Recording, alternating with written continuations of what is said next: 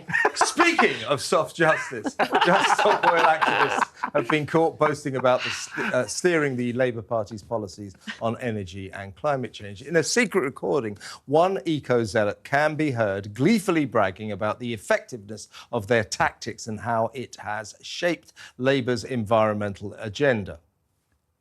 So in October, very reluctantly, we blocked the roads around Parliament every day for 32 days straight, October into November.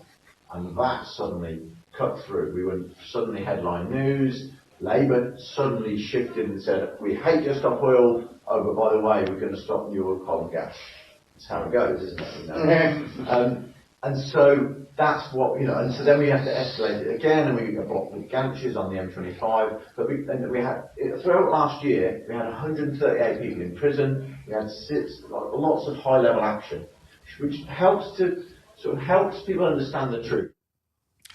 The protesters have cost taxpayers around £15 million in policing bills since they started blocking roads in their quest to force the government to ban new fossil fuel licences.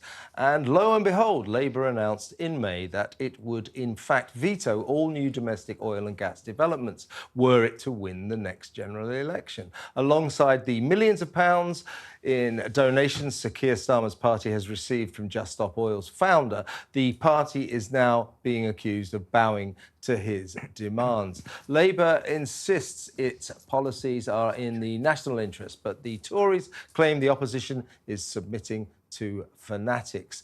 I mean, the point about this is, what's that guy called? His name is Larch. Larch Maxey. It's actually Dr. Larch to you because he's got a PhD in sustainability. That's true. And do you know what his real name is? Ian. Why don't you stick with that? Why don't you call yourself Larch? He wants to sound like a tree. Yeah, I mean, the point about this, the front page of the Daily Mail had this recording today, and Keir Starmer will not have had a happy day because of it. I think too many politicians bought into the green philosophy, you know, being promoted by Just Stop Oil, Insulate Britain, Extinction Rebellion. You know, they sort of... They sort of... They're not scientists. No, I'm saying and scientists. Are on the list. Scientists about climate change. Yeah, following the science. Yeah.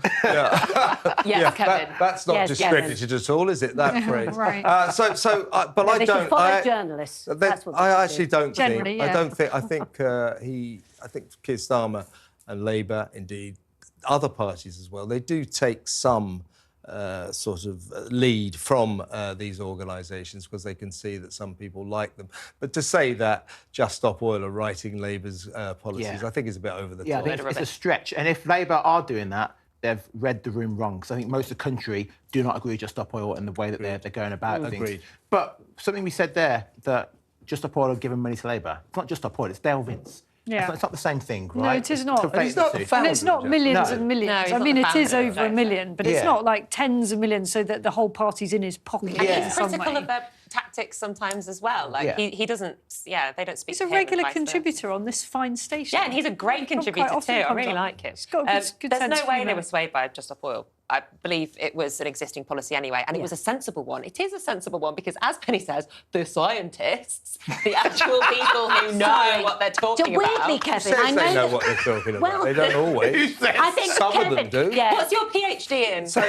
Moaning. Common sense.